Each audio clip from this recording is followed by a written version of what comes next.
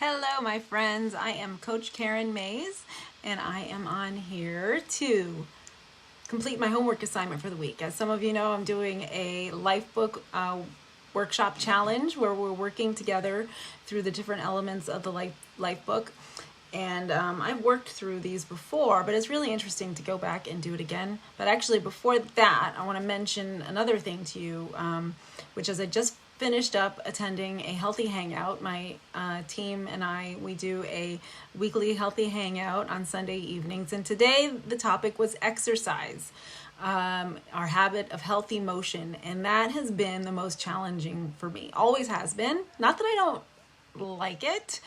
I don't like the routine part of it, the everydayness part of it. There are lots of things I enjoy learning to do that are active, and I usually like how I feel after I exercise, but that hasn't until fairly recently been enough to keep me going with it. So that consistency factor with exercise has been a long time coming for me, and that has a lot to do, with not eating well consistently until a few years ago. And so when you're not eating well, you don't feel well and energy suffers and so forth. But even after starting my health journey, that habit of consistent motion and exercise has been the most challenging for me. A lot of preconceived notions in my head about not liking it, not being good at it, not being athletic, not being this or that, or always being the last when I was a kid picked in gym class, which is true. Well, maybe not always, but a lot. And, so a lot of hang-ups, for lack of a better word, when it comes to exercise. And so sharing about some of that, about the lack of consistency. I didn't get into my hang-ups, but sharing about that, the challenge that I have had with being a consistent person when it comes to exercise, made me realize again how far I've come in the last 4.5 years, certainly, but even in the last year, in being a more consistently active person and finding things that I enjoy, and finding that actually my challenges, even when it comes to physical activity, are mostly mental, not physical at all. So pretty interesting and fun to look back on. And I still am, I feel like I'm very much at the beginning of that part of my journey in a lot of ways. So it's kind of fun to look at different ways I can improve. But now I'm getting to my homework. How ready am I? How ready are you? This is element 2 in our life book. What do you want to do? What aspect of your health do you want to work on, and how ready are you to do it?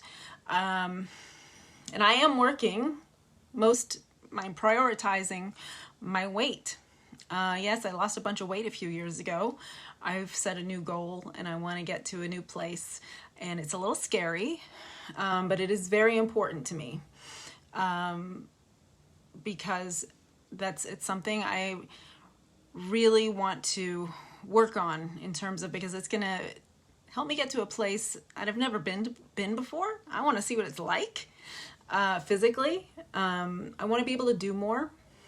I want to feel more comfortable running.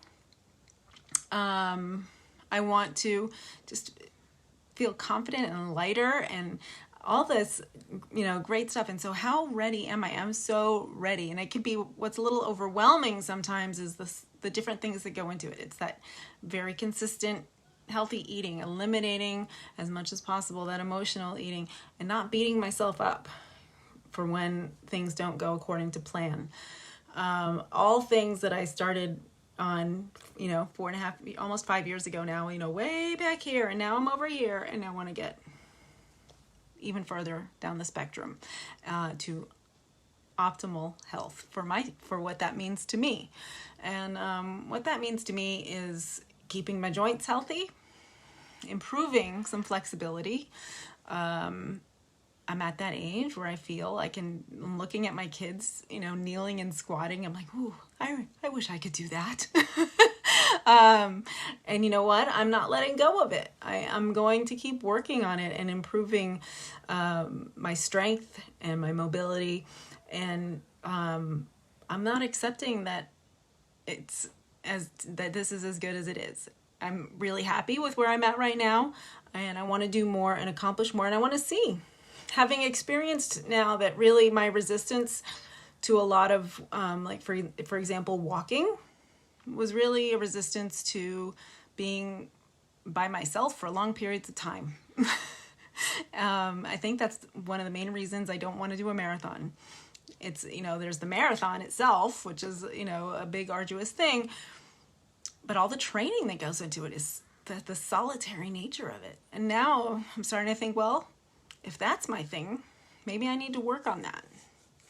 I'm thinking about it. I'm not committing to that, but I am working on improving or lessening my resistance to doing things like that require some alone time, some solitary time. And and it's like so many things. Once I start doing it, once I get there and I have this mental freedom to think and really process some things that are going on in my life, I love it. And I come back feeling amazing. So why do I resist it? I will let you know when I get to the next level. We're gamifying everything in my house right now.